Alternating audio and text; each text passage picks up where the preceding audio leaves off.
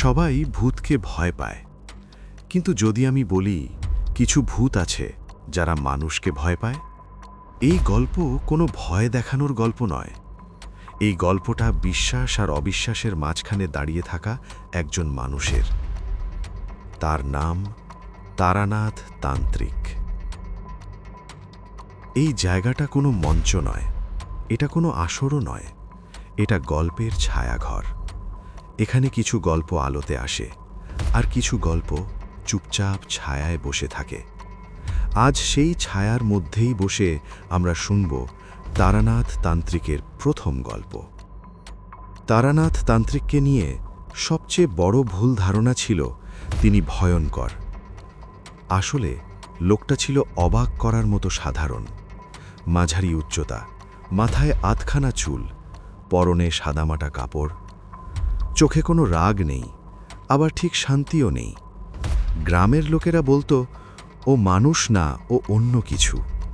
কিন্তু যারা কাছে বসে কথা বলেছে তারা জানত তারানাথ খুব কম কথা বলতেন, আর যখন বলতেন অকারণ কিছু বলতেন না। লোকেরা ভয় পায় যা তারা বোঝে না। তারানাথ মন্ত্র পড়তেন না প্রকাশ্যে, কখনো চিৎকার করতেন না। আগুন, রক্ত, হাড় এইসব নাটক তার মধ্যে ছিল না। তবু অদ্ভুতভাবে যেখানে তিনি যেতেন সেখানে ঝামেলা থেমে যেত। কেউ জিজ্ঞেস করলে বলতেন, আমি কিছু করি না, যা ঠিক নয় সেটা নিজেই সরে যায়। এই কথাটা শুনে লোকেরা আরও ভয় পেত। অনেকেই ভাবে তন্ত্র মানেই অন্ধকার, কিন্তু তারানাথের কাছে তন্ত্র মানে ছিল নিজেকে নিয়ন্ত্রণ করা, ভয়কে ভয় না পাওয়া, লোভকে দরজার বাইরে রাখা, আর সবচেয়ে কঠিন নিজের অহংকারকে চুপ করিয়ে রাখা। তিনি বলতেন, যে নিজেকে সামলাতে পারে না সে কোনো শক্তিই সামলাতে পারবে না। এই কথাগুলো ভূতের গল্পে মানায় না, কিন্তু জীবনের গল্পে ভীষণ মানায়। এক রাতের কথা, গ্রামের এক প্রান্তে একটা ঘর ছিল যেখানে কেউ থাকত না। লোকেরা বলতো রাতে আলো জ্বলে, কিন্তু ভেতরে কেউ নেই। সেই ঘরের সামনে তারানাথকে দেখা গিয়েছিল। তিনি ঢোকেননি, মন্ত্র পড়েননি, শুধু দরজার সামনে দাঁড়িয়ে চুপ করেছিলেন। পরদিন থেকে ঘরটা আর আলো জ্বলায়নি। লোকেরা বলল ও নিশ্চয়ই কিছু করেছে। তারানাথ শুধু বলেছিলেন, ঘরটা খালি ছিল না, আর এখন আরও খালি। তারানাথ বিশ্বাস করতেন সব সমস্যার উৎস বাইরে নয়, কিছু ভয় মানুষ নিজের ভেতরেই পুষে রাখে। তিনি বলতেন, সব অশান্তির পেছনে একটা অপূর্ণ কথা থাকে।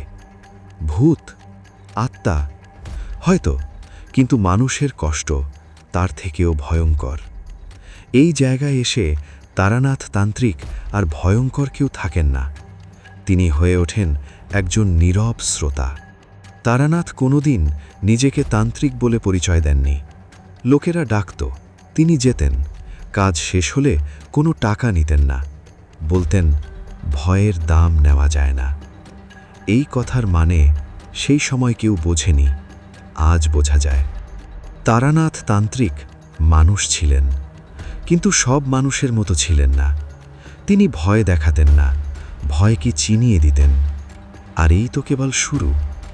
পরের গল্পে আমরা শুনব একটা রাতের কথা, যেখানে ডাক ছিল কিন্তু ডাকার কেউ ছিল না।